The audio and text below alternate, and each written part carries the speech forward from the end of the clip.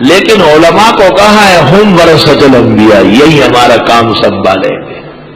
علماء تم اس پر شکر کرو صبح و شام، لاکھوں مرتبہ درود بھیجو محمد عربی صلی اللہ علیہ وسلم پر، کہ ہم جیسے کمزوروں کو اور ہمارے اساتذہ اور مشائخ جیسے فائقین و فاضلین کو حضرت نے انبیاء علیہ السلام کے جانشین کہا ہے۔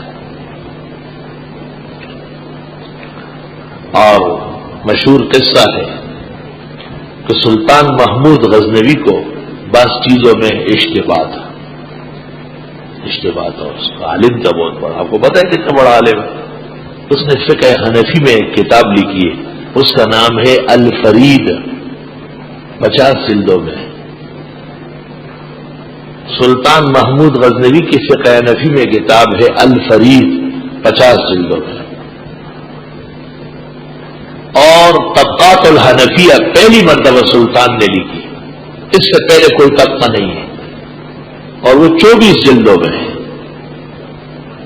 طبقات الحنفیہ لامین الملک والدولہ، سبحان اللہ، لامین الملک والدولہ، سلطان محمود غزنوی، اور ان کو محمود الملہ والدین بھی کہتے ہیں۔ مفتی محمود جب فوت ہوئے، مولانا محمد یوسف لدھیانوی مرحوم نے بینات میں اداریہ لکھا درد و غم کا، اور اس کے اوپر تھا محمود الملت والدین، حضرت اقدس مولانا مفتی محمود کا سانحہ ارتحال۔ ہو اندازہ اس سے لگاؤ، ہمارے استاد حضرت بنوری نے ایک دن کہا بہت غم دیکھے، انور شاہ صاحب کی موت کے دن جیسے غم نہیں دیکھا میں نے، کہا بہت غم دیکھے، لیکن جس دن مولانا انور شاہ سے فوت ہوئے، حضرت بنوری فرماتے تھے اس جیسے دن اللہ اور نہ دکھائے۔ تو مولانا اشرف خان صاحب پشاور یونیورسٹی کے پروفیسر، بڑے اللہ والے نیک بندے تھے، انہوں نے پوچھا حضرت اس زمانے میں غم کا دن کون سا ہوگا؟ تو حضرت نے یکدم کہا جس دن مفتی محمود مرے۔ فرمایا پاکستانی مسلمانوں کی تباہی کا دن ہوگا۔ تو جب مفتی صاحب کا انتقال ہوا تو مولانا لدھیانوی نے مضمون لکھا محمود الملت والدین، اور انتخاب پر ہدیہ تبریک و تشکر پیش کرنے آیا۔ مولانا نے اپنی جگہ چھوڑی اٹھے، جہاں میں کھڑا تھا وہاں آئے اور پکڑ کر پیشانی کا بوسہ دیا اور فرمایا آپ کو پتا ہے آپ کو پتا ہے یہ اداریہ 1 ہفتے میں لکھا ہے، اور فرمایا ایک ایک لفظ پر 2 گھنٹے رویا۔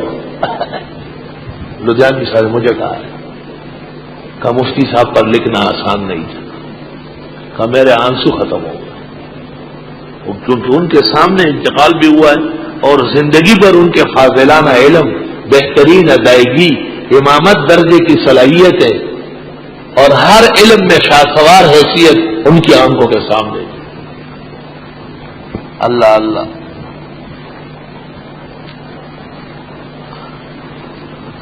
تو سلطان محمود کو یہ شبہ تھا کہ یہ حدیث صحیح ہے کہ العلماء ورثۃ الانبیاء، عالم لوگ نبیوں کے وارث ہیں، ہم کیوں نہیں؟